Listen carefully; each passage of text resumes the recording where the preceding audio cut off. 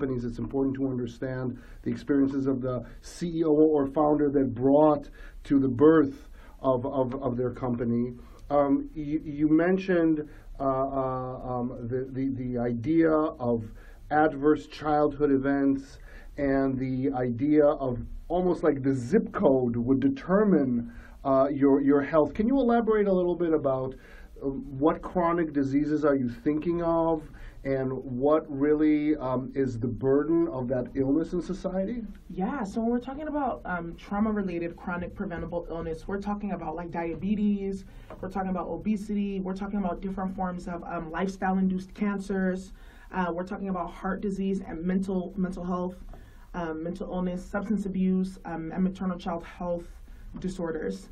So when we're looking at these specific illnesses, and what does this have to do with trauma and disenfranchisement? Well, there are certain policies put in place that will either exacerbate marginalized systems, or that can actually help address some of these issues that we see in our community.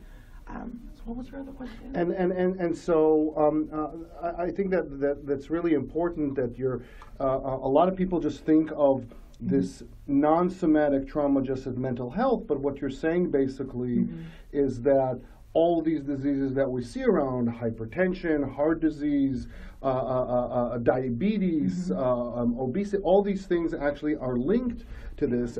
As a professor in pain medicine myself, I've always appreciated the importance of what we call social determinants of health. So Daisy, can you tell us a little bit, because again, in your name of the company, you have the word resilient. What for you is resilient or resilience? How would you define that for our audience?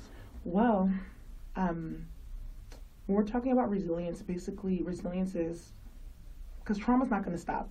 Some of these individuals, they're not going to be able to leave their environment, but what they can do is actually take steps to cultivate the mental, physical, emotional, spiritual resilience necessary to cope in healthy ways. That's the main thing, because a lot of our coping mechanisms are either substance abuse, checking out emotional outbursts, or holding it all in. Well, when we're talking about resilience, this means actually cultivating the skills necessary, social support, widening your perspective, physical health, mindfulness, all those things contribute to wellness. So when we're talking about who gets to design these different projects, it's important that we center resilience and trauma, because we're only going to be creating projects that, yeah, they may be popular and cute, but they're not really addressing the root cause, which is the social determinants of health. And those social determinants of health is really like your education access, your income levels, your access to healthcare, what zip code you live in, and that's actually all driven by something that we call structural violence, right? Which, when we're talking about structural violence, is actually policies and systems put in place to create more harm in these communities. Like, for instance, we just saw what happened with the childhood immigration policies that are being passed by this presidency. That's going to create lifelong trauma for millions of people. So when we're looking at trauma, we have to look at something called the ecological model, meaning on the policy level, how is this issue with healthcare perpetuated? On the institutional level, how do institutions, meaning foundations, universities, how do they perpetuate intergenerational trauma? Then we come to the community level. What is going on within the community? What assets are there, or what deficits are there that we can actually play on to actually help improve community health? And then on the interpersonal level, how do we really improve the interpersonal skills within the individual so that they can show up in their relationships as healthy? So when we're talking about addressing healthcare, we have to look at it as a whole, not just, oh, let me treat your illness, give you some pills, or, get on this blockchain, but how are we using this technology to actually address this issue from the policy, institutional, community, and interpersonal level? Amazing, amazing. And it reminds me of a post that I wrote a while back, that the opioid epidemic is not about opioids and not an epidemic, and referring to it more as a syndemic, a series of epidemics that include everything that you spoke to. So this resonates very well with me, and really, your explanation of resilience is not what life dishes you, but what you do with it, I think is an excellent explanation that brings me back to my military training. What you're doing is so amazing. Can you tell us a little bit, because it's kind of implicit, but I want you kind of to explicitly say this holistic approach. What do you offer that are not offered, or are the shortcomings of the traditional health system that we have? Well, what we're actually offering is an evidence-based approach to addressing healthcare that is actually rooted in a community-based participatory research and action framework. So we're engaging the community and actually addressing the health disparities on the community and interpersonal level, because these mainstream healthcare systems, yeah, I'm going to go to the hospital, but at the end of the day, I'm going to leave and go to a certain community. Now, what is there in that community that's going to help me be healthy? So on the institution level, working with institutions that are either funding or trying to address the issue and actually helping them widen their perspective and actually show them how they can improve the work that they're doing so they can actually be more effective in mitigating these issues. And then on the policy level, really just promoting certain research and policy practices that we know can work to actually mitigate these issues. So that's what we're doing to address healthcare from a whole person perspective.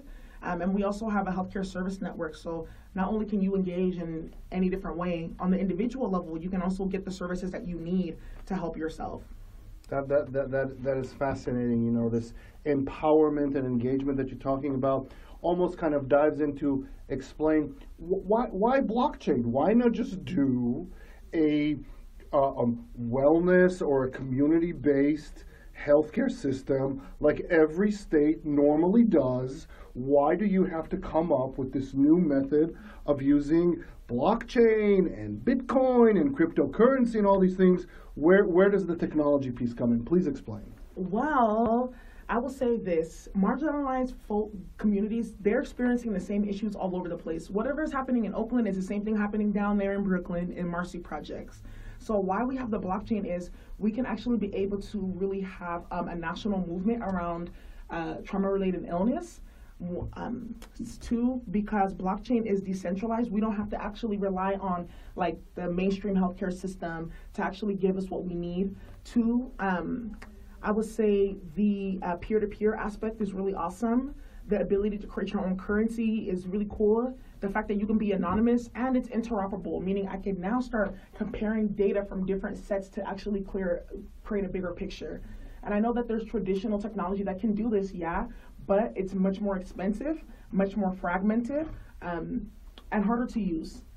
That I have really never thought about it in that way. That is so interesting that not only are these technologies helpful, but they're actually even more helpful for those who are vulnerable or marginalized by society. And this whole idea of self-reliance is so powerful. The interconnectivity of the community, the marketplace that you're creating. Tell the audience who is not familiar so much with blockchain what actually your company, you know, where you are right now, who is in the company, where you are now, what are your plans for the next couple of months, how is this going to look like? Well, right now, so just looking at our timeline, we actually are about to launch our beta version on, let's see, September 13th. After we do that, we're looking at doing a token sale starting in 2019. We're just trying to really wait out and see what the SEC, if they're going to make any decisions before then. But really just want to make sure that we're following all the regulation to do so, because we do have a two-tier coin system. It's going to take a little bit more detail and time to make sure it works.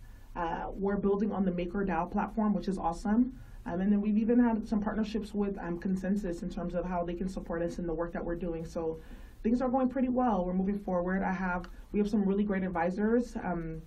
Olayinka Odiniran, she's a cybersecurity expert. She also runs the Black Women Blockchain Council. We also have Anu Bardwaj. She is the CEO for Chic. It's the first ever women's wallet that actually has built-in social networking, exchange, and accredited investor pool. So any woman can now become an investor. Armand Quadri, he's the CEO of AMSISC, Capital AM Chart. They also do healthcare. He's really great. And then some other of our advisors include Kat Kuzmenskas from Simply Vital Health. So we're having a lot of fun working with this, and just there's a little bit of opportunity for us to do some of this work in our local community. I was able to get myself onto the Public Health Commission for my county, so that's a straight into the door. They've agreed to do a pilot site. San Francisco, we're also going to do a pilot with them as well. Now looking at San Diego, their county department of public health, and we're going to strike up a partnership with them as well. So I'm just really excited about what we have going on. This is amazing, and listening, of course, to the people you are mentioning. It sounds such a diverse female leadership. Good for you, and really distinguishing yourselves not only on your mission but how you're doing this, and tapping into really important resources in the crypto world and in the health world. Last question, kind of, if you'd have to venture into the future, if you'd have to guess. Is this only good for the U.S. market, or do you think that this really can go viral and global and help everywhere and to everyone? What are your thoughts? Of course. Why would I just stay in the U.S.? That's boring. Our plans for foreign countries are going to be a little bit different. So what we are going to be doing in foreign countries is it's going to be like a peer health exchange, meaning we're going to have a certification program where individuals from the local community, they're going to actually get trained in how to perform certain healthcare needs. It's going to be a 6-month training, and for getting that training for free, they actually have to dedicate to teaching the next cohort of folks. So now we can actually help these communities develop their own healthcare systems, because in other countries, when you want to go have a baby, the person that you go to is the village mother. She's the midwife, right? When you need actually to, like, you have an illness, you go to the local herbalist. So why can't we actually use this technology to help people who are starving for information, starving for an economy to be in, right? And give them the tools necessary so they can help their community. And what that's going to look like is actually us coming with different blockchain projects too, who are doing stuff around food access and infrastructure, economic development and technology, and just having like communal health hubs where people can go, they can get their services, they can get their training, but they can engage in other ways, so we can have a real global economy that is not just centralized to a couple folks with millions of dollars, or maybe even billions. Well, listen, Daisy, with that really energetic, your energy is contagious, what you're doing is amazing. With that in mind, I want to thank you for what you're doing. I'm looking forward to seeing how you will lift this up, not only in the U.S., but all over the world, and really change the face of how we include everyone. And I always say that what we need to do, and this is definitely what you're doing, is transform people from passive consumers of health services to active health and wealth producers. And the way that I explain it to my 12-year-old is, if you take the letter I out of illness and you put in we, you get wellness. So thank you for being here, and thank you for Resilient Wellness, and we will definitely work together. Thank you. That was so cute. The last part.